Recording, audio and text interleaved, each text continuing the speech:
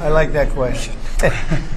Yeah, please. A question on China. Can you clarify with whom the U.S. is speaking with China? They're saying it's fake news that trade talks are happening.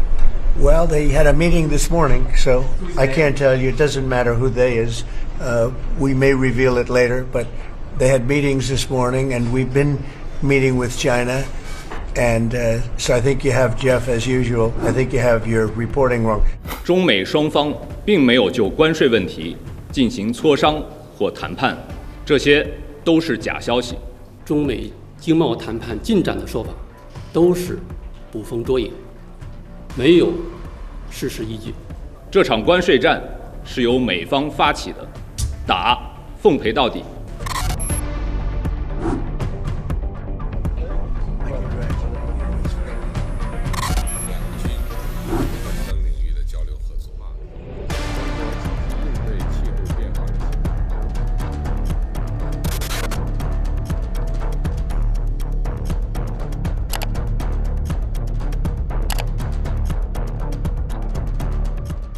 Which leaders do you want to meet, sir?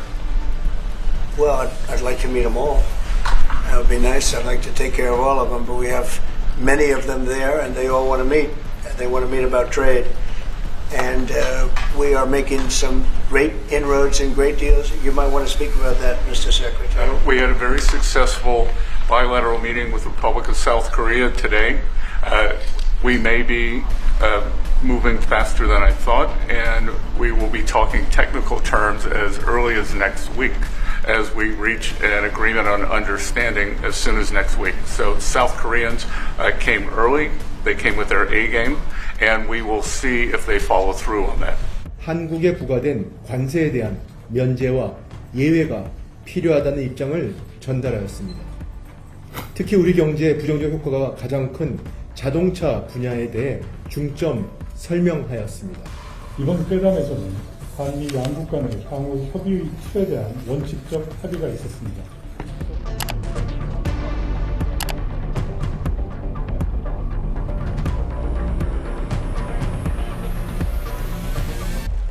We have every other country. I can't think of one country that doesn't want to negotiate a deal. We don't have to go through all of these. It would be physically impossible. And we are going to, at some point, just set prices for deals. The United States has been ripped off like no country probably in the history of the world has been ripped off for 45, 50 years.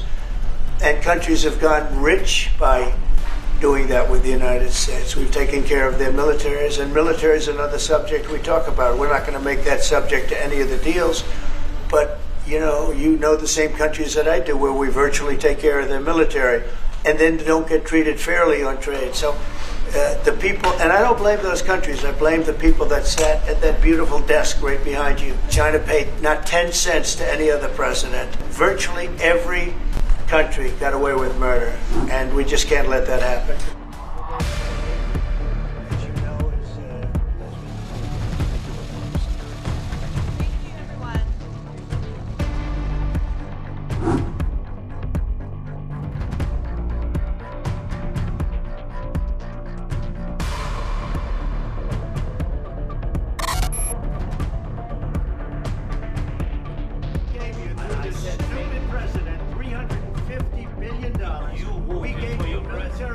I didn't like last night. I wasn't happy with it. And we're in the midst of talking peace, and missiles were fired.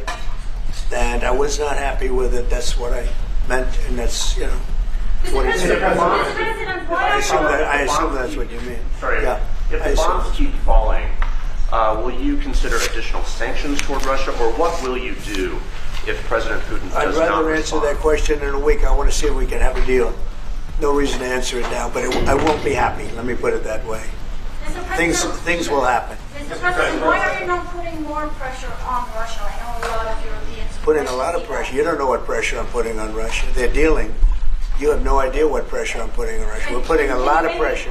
Can you maybe tell us that? We're putting a lot of pressure on Russia, and Russia knows that, and some people that are close to it know, or he wouldn't be talking right now. What concessions, Mr. President, and to your national security team, what concessions has Russia offered up thus far to get to the point where you're closer to peace?